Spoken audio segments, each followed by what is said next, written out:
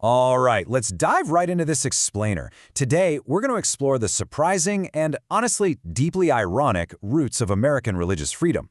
We often think of the United States as a nation born out of a desire for religious liberty, right? A safe haven for the persecuted. But as we're about to see, the actual historical record is a whole lot more complicated than the idealized story we're used to. We all know the First Amendment. Ratified in 1791, it famously declares, "Congress shall make no law respecting an establishment of religion." It is absolutely the bedrock of our modern pluralistic society. But here is the crazy part. America's story actually starts with the exact opposite of this famous guarantee. Just look at the stark contrast between our founding constitutional ideal and the reality on the ground back in the 1600s. On one side, we've got the 1791 First Amendment, guaranteeing freedom to worship, placed right next to the 1619 Jamestown Mandate, which strictly enforced mandatory attendance at the Church of England. Yeah, you heard that right. The earliest English colonists were legally forced to conform to a single, state-sponsored religion. To wrap our heads around our modern demographic landscape, we're going to hit 4 key areas today. First, the origins of religious freedom. Second, the struggle for tolerance. Third, diversity in modern America. And finally, religion and immigration today. So, Part 1. Origins of religious freedom and the strict laws of early America. Let's rewind back to the 1600s to see exactly how tightly restricted religious life was for the very first arrivals in Virginia. Back then, the Virginia Company, which was an English merchant trade business, completely controlled the administration, the laws, and yes, the religious worship in early Virginia. New settlers actually had to take oaths of allegiance to the king as the head of the Church of England. I mean, imagine being slapped with a heavy fine just for skipping your morning catechism.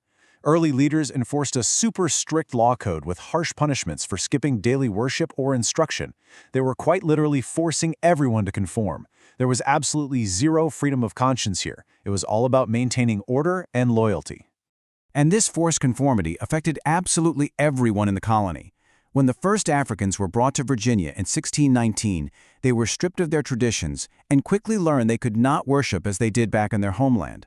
But interestingly enough, historical sources show that because of prior Portuguese Catholic influence in West Central Africa, some of these forced immigrants actually mingled Roman Catholic practices with African rituals. It was a way for them to find at least some familiarity and really a way to preserve their spirituality hidden within those mandatory English rituals. Moving on to Part 2, the struggle for tolerance, from dissenters to the First Amendment. Because, as you might guess, this strict religious monopoly just couldn't hold forever against a growing population with increasingly diverse backgrounds. People definitely started to push back. Tracing this evolution over a century or so, we see that in the 1640s, Virginia leaders actually ordered Protestant dissenters, like the Puritans, to conform to the Church of England or literally leave the colony entirely. But then, by 1649, neighboring Maryland passed a Toleration Act to ensure freedom of worship for Christians.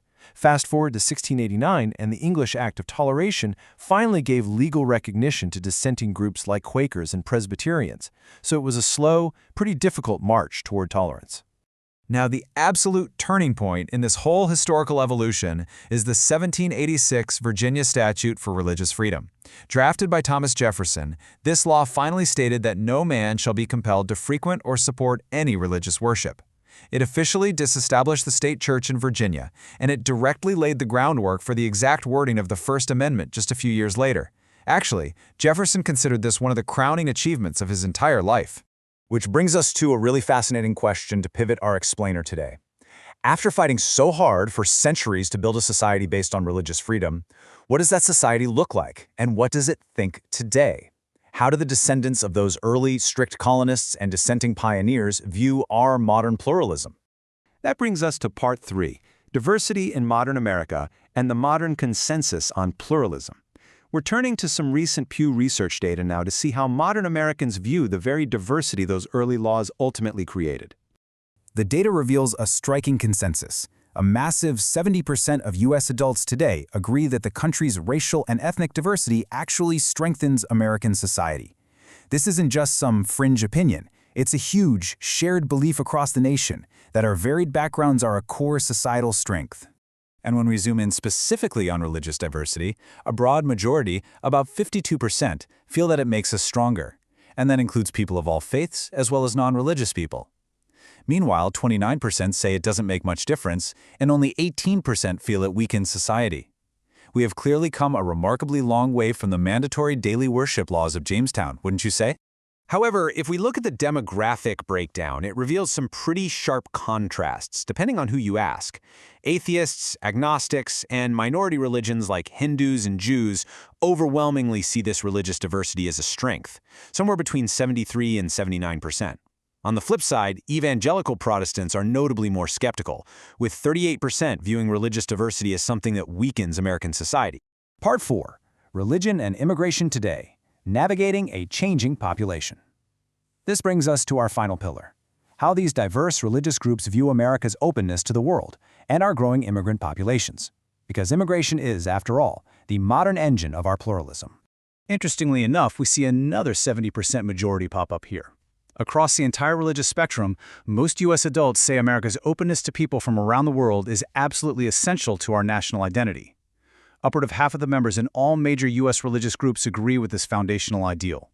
But while we might agree on the broad ideal of openness, opinions quickly splinter when it comes to the reality of a growing immigrant population itself.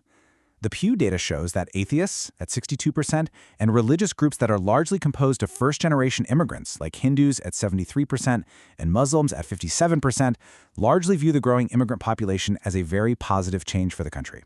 Conversely, just reporting purely on the numbers here, 55% of evangelical Protestants and 46% of all Christians see this growing immigrant population as a change for the worse.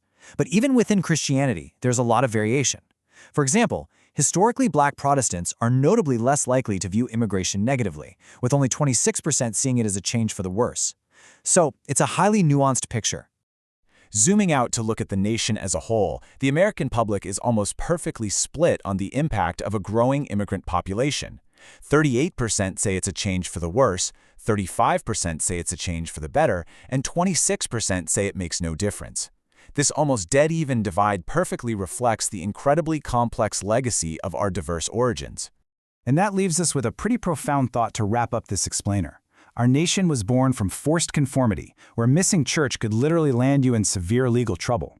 Over centuries, we fought to evolve into a complex, diverse society protected by the First Amendment. But as the data clearly shows, we are still constantly debating what that diversity means for our future. So what do you think our religious and cultural landscape will look like a century from now? Will our consensus on the value of diversity hold, or will our divides deepen? Thanks for exploring this fascinating historical and statistical journey with me today.